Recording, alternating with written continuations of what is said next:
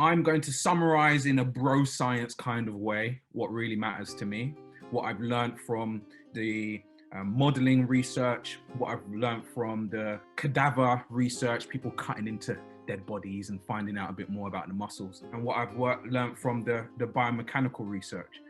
But more importantly, I'm going to try and communicate in a way that makes the most sense to me, because I'm a simpleton. I always say to you guys, I'm a simpleton. I'm trying to keep this stuff simple, easy to apply. Hopefully from here on, you get to understand the message and it will make sense to you.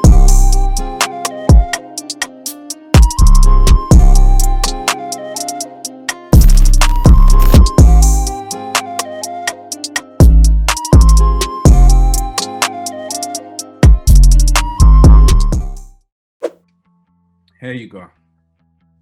We'll start with running, and we'll start with the king. Now, I'm not sure on the frame rate if you guys can see this, so I'm gonna let it play slowly and then I'll slow it down again. But when we talk about max velocity, who else do we think about if not Bolt?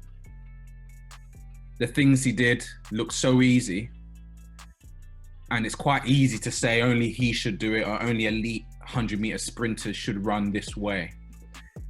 But hopefully you guys have been watching my social media, you've been listening to the discussions and the threads that are going on, to recognize that when I'm talking about max velocity mechanics, when I'm talking about the key contributors and the KPIs for sprinting, I'm not just talking about Bolt or Asafa or Coleman or Carl Lewis. I'm not just talking about these guys that do the special things.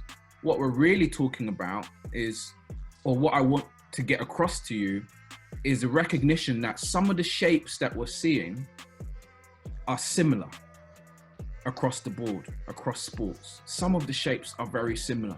And in fact, it's probably really important for us to understand these shapes so we can start to understand the muscular involvement, what are the biases, and even take an even bigger step backwards to understand the muscle activation.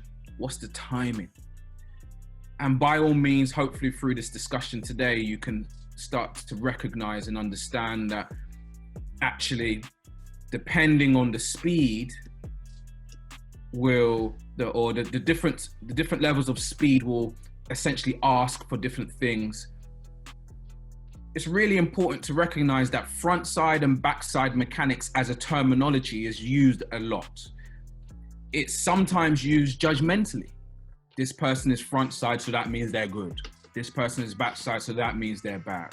Whereas, as you'll see in a new article that Owen McNally is currently working on, we don't want you to think front side means good and backside means bad, because you can be too front side and just go up and down, and you can be too backside and just go forwards and maybe over rotate. But at the same time, if you don't have enough backside, you just go up and down. So there's a need to find a balance and to be clear on terminology and recognize that front side mechanics is needed. And well, when we think about front side mechanics, really the way I kind of look at it is what's happening when the thigh is in front of the hip versus what's happening when the hip is behind the thigh. So that would be my difference between front side and backside mechanics. What's going on in front of the body versus, wait for it, what's going on behind the body. To start with, I'm going to bring Mr. Dan Pfaff in and let him talk a bit more about his perspective around hamstrings and make an assessment.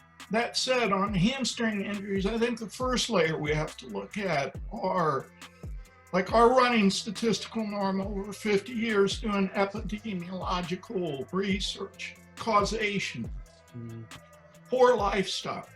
So bad diet, nutrition, hydration, sleep hygiene, stress management, life management, anything under lifestyle, because if that's a stressor. It influences cognitive perception, reaction, all kinds of stuff. Obviously biomechanics. I know there's all these debates, but in our experience, the guys that are closer to the model, and staying in their bandwidth have less fatal injuries, less duration of those injuries, so on and so forth. Programming. Any research you read on hamstrings will allude to fatigue being a factor in hamstring injuries. So if people aren't recovering or there's biased training, then there's fatigue state. And then lastly is medical inputs. There's a lot of bad sports medicine out there. There's a lot of bad return to play designs. Too many PT programs are very reductionist and linear. And, you know, we'll start out with no load, slow movement, simple amplitude, and then master and progress. But all the research is saying early introduction of variety. So right out of the box, it's like, what are we doing on those 4 first principle contributors to hamstring health and wellness? So stride phase characteristics are important. And here's my summary. I've used this for years. Some of the terminology may be a tiny bit different to what you may see in other videos, but essentially the same things apply. When looking at the A action, the thigh blocking in front, we can clearly see the hip is in flexion. So the driver for me is making sure that the athlete can create true hip extension from true deep flexion. And what that really means is that often the athlete, if they're trying to get full flexion of the hip, they may put their trunk forwards and they may side bend to try and take their torso to their thigh, because for whatever reason, they can't get their thigh all the way to the top.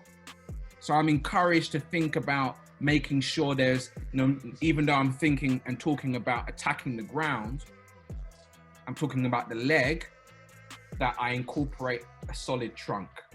I incorporate this lumbar pelvic disassociation, the ability to extend against the ground whilst I'm flexing my opposite limb.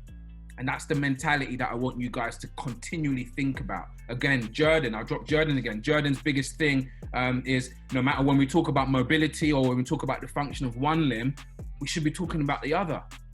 Because a hamstring range, let's say in a kickback test, we may say the hamstring range is poor, but it may be limited by the opposite hip flexor and vice versa. So important that no matter what we talk about here, even if I talk about an individual muscle or individual leg, that we come back to thinking, how could that be affected or supported by the opposite limb? So that's just on thigh block. The same kind of mindset applies across each phase of the running cycle. But before we move on to the other phases, I want you to have a think. If I'm thinking about thigh block, automatically I'm thinking about getting true hip extension from a fully flexed hip. So my normal drills I would go to would be A skip and the variations of A skip. And if I wanted to overload it in almost a special strength way, I'm going to look at a box A skip, and I'm going to show you some videos on that later. But essentially, if we're in the gym and we're going to move slowly and we're going to think about just literally building cross-sectional area, I'm going to use my compound lifts. If we're thinking about creating motor unit recruitment, I'm going to use my compound lifts. There doesn't have to be anything really special about that. The only thing that I would consider here is that if I'm really trying to get true hip extension from flexion, if I believe that in this position, the hamstring groups and the adductor magnus has an advantage, I'm going to probably want to make sure that my lift I choose is appropriate for my individual, and that the variation in my lifts are appropriate for my individual so that they can get into deep flexion and be able to activate from that position. Terminal swing, the B action. This is where I believe, you know, isometric, eccentric, quasi-isometric. Okay, there's a lot of debate. I haven't got time to wait for that debate to finish. I clearly feel like when we've conditioned the eccentric capabilities of the hamstring at slow speed in the gym and at faster speed with drills, that the athletes feel confident, clear, and have a really good ability to punch the knee and let go. to turn the quad on and then let go. They know how to create the B action as a result of blocking the thigh and driving it down. Whereas a lot of people's B action is a result of blocking the thigh and keeping the quad on to kick the leg out. So really important here, guys. When we block the thigh, if we drive the leg down and we have enough relaxation in our lower leg, then it will swing out automatically by itself.